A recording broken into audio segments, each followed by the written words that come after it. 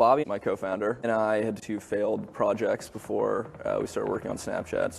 It just sent a photo for 15 seconds, the very first version, and then we scaled it back to 10. 15 was like way too long. No caption, no nothing. We started doing captions because we would draw out little notes and stuff and take a photo of the note and then send it to our friends. When we looked at social media, biggest problems that stood out to us was constant conflict between needing to have a small group of friends to feel comfortable expressing yourself, but also needing to have a large group of friends so that you can watch more content. And traditionally what's happened, especially because social media businesses make their money with advertising, is that those businesses try to encourage you to add as many friends as. And then at some point, because you've added all these friends and some of them you don't know, and maybe you now have 1,000 friends, you feel uncomfortable actually creating yourself. And that, for us, was worrisome. That's why we open into the camera. I think disappearing messages make conversations more like face-to-face. When we're out in the world, or even when we pick up the phone to call a friend, those conversations aren't recorded. And that helps people feel more comfortable expressing themselves. An early version of the logo, the color yellow, was because, we looked at the top 100 apps in the App Store and there weren't any that were yellow.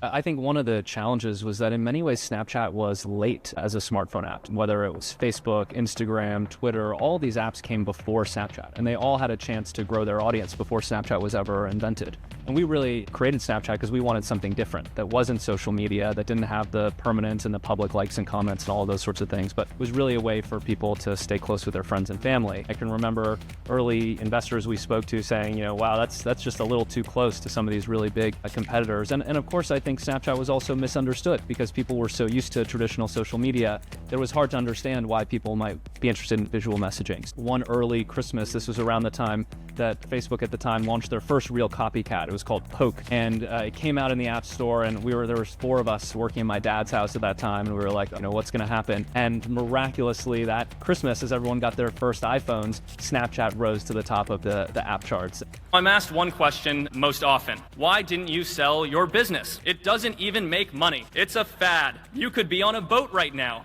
Everybody loves boats. What is wrong with you? And I'm now convinced that the fastest way to figure out if you're doing something that is truly important to you is to find someone who will offer you a bunch of money to part with it. If you sell, you will know immediately that it wasn't the right dream anyways. And if you don't sell, you're probably onto something. Maybe you have the beginning of something meaningful. But don't feel bad if you sell out. Just don't stop there. I mean, gosh, we would have sold our first company for sure, but nobody wanted to buy it. When we decided not to sell our business, people called us a lot of things besides crazy. Things like arrogant and entitled. The same words that I've heard used to describe our generation time and time again. The millennial generation, the me generation. We do have a sense of entitlement, a sense of ownership, because after all, this is the world we were born into, and we are responsible for it.